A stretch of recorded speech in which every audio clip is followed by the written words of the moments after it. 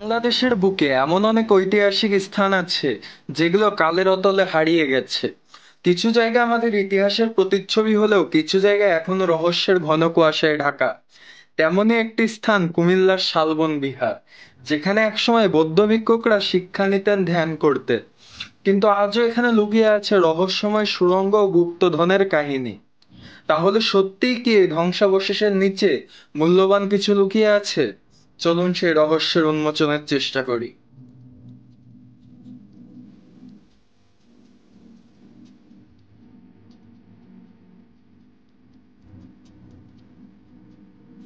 বাংলাদেশের কুমিল্লার ময়নামতিতে অবস্থিত শালবন বিহার প্রায় 1200 বছর পুরনো।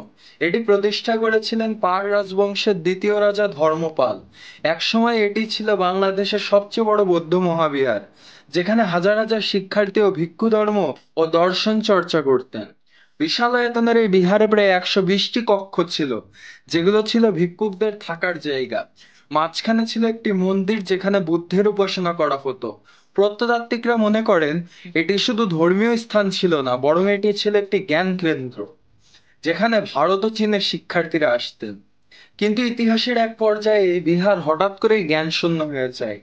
কিভাবে এত সমৃদ্ধ স্থান ধ্বংস হলো, তা আজও একটি রহস্য। প্রচলিত আছে পাল রাজাদের শাসনকালে রাজা ধর্মপাল ও তার উত্তরসূরিরা বিপুল সম্পদ এই বিহারে দান করতেন। ভিক্ষুকদের জন্য রাখা স্বর্ণ মুদ্রা, মূল্যবান পুঁথি ও অলংকার নাকি এখানে গোপনে সংরক্ষণ করা হতো। কিন্তু কোনো এক অজানা কারণে এসব ধনসম্পদ হারিয়ে যায়। কিছু গবেষকদের মতে বিহারের নিচে গোপন সুড়ঙ্গ পথ ছিল, যা রাজাদের নিরাপদে পালানোর জন্য ব্যবহৃত হতো। কিন্তু আজ পর্যন্ত কেউ এই সুড়ঙ্গের অস্তিত্ব নিশ্চিত করতে পারেনি। এমনকি স্থানীয়দের মধ্যে প্রচলিত আছে রাতে এখানে আজও অলৌকিক ঘটনা ঘটে। কেউ কেউ বলে ধ্বংসস্তূপের ভেতর ছায়ামূর্তি দেখা যায়, আবার কখনো অদ্ভুত শব্দ শোনা যায়। শালবন বিহারের রহস্য উদ্ঘাটনের জন্য বহু বছর ধরে খনন কাজ চলছে। 1970 সালে প্রথম তত্ত্বতাত্ত্বিকরা এখানে গবেষণা শুরু করেন এবং কয়েকটি মূর্তি ও ধাতব নিদর্শন পান। তবে এখানে বিহারের নিচে অনেক কিছু লুকিয়ে থাকতে পারে বলে গবেষকরা মনে করেন। বিশেষজ্ঞদের মতে আধুনিক প্রযুক্তি ব্যবহার করে যদি পুরো এলাকাকে স্ক্যান করা হয়, তবে হয়তো হারিয়ে যাওয়া সুড়ঙ্গ বা গুপ্তধনের চিহ্ন পাওয়া যাবে। কিন্তু এখন একটা বড় প্রশ্ন রয়ে গেছে, এই বিহার ধ্বংস হলো কেন? কিছু গবেষক মনে করেন এটি শত্রুরা আক্রমণ করেছিল, যার ফলে এটি ধ্বংস হয়ে যায়।